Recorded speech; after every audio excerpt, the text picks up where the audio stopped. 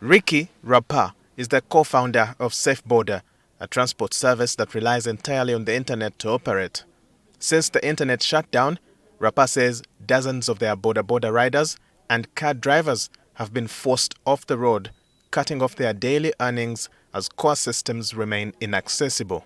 The whole of today, as I speak, most of our young people have not been able to work, has not been able to make a single trip because the entire server of the platform of SafeBorder is down.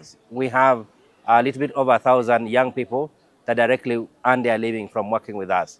Each of these people earn at least 50,000, a minimum of 50,000 shillings directly from working with us as border riders.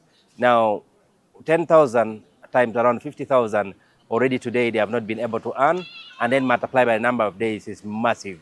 So yesterday they lost their income, today they lost their income. It is very sad, and most of them are calling and they are really not happy because they feel they are being deprived an opportunity to earn something to allow themselves or support their families.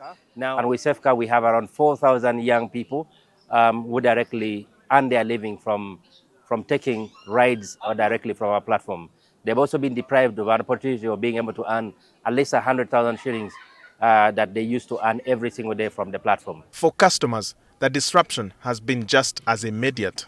Many were left stranded, unable to access transport or complete routine transactions that depend on online platforms. We give prices to clients using internet stuffs. However, when the internet is cut off, then it gives us hard time going counter, again come back, you tell the client, not until he makes the order. Lots of customers started calling us directly, asking for support, asking if we could recommend drivers to them, if we could send drivers to their location. It was a very difficult operation, and I can tell you many customers were disappointed. Technology-based businesses in Uganda span fintech, agri-tech, health tech, transport, general IT and financial services, many of them startups. For entrepreneurs like Lynette Chatembo, who runs a confectionery business supported by digital tools, the blackout means lost orders, delayed payments, and the prospect of working twice as hard to recover once connectivity is restored. Only one confirmed their order because they didn't have a picture of what they wanted. There is no way they could send it, so they just described, you do for me a cake with these colors, these flavors, but then a client would want to know a variety of what you have. But right now you can't even send them anything. To put the losses into perspective, John Walugembe, an economic policy consultant and director at the Federation of Small and Medium-Sized Enterprises, says Uganda is losing millions of dollars in daily income due to the shutdown, security concerns notwithstanding.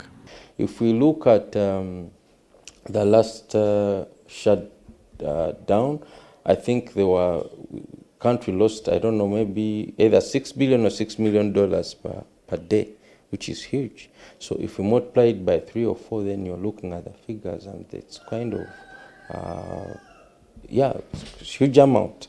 No, you're either looking at anything above 20 billion to over 60 billion. Walugembe argues that the situation could have been managed differently with measures that safeguard national security without paralyzing the economy. So security is something that people appreciate. It's something that we've given government to handle. So if government has robust intelligence that there's a genuine security concern or issue or incident that would have disrupted not just the elections but the economy as a whole, then we think it's proper that they close the internet. But they should have alerted, at least indirectly, the SMEs. You may not tell them that date when you do that closure, whatever, but you indicate that this is something that's likely to happen. As the blackout stretches on, businesses, workers and consumers continue to count the cost. Analysts warn that while security remains a priority, prolonged internet shutdowns risk undermining livelihoods, investor confidence and the country's digital economy gains, losses that may linger long after the internet is switched back on. Walter Mwesije, NTV.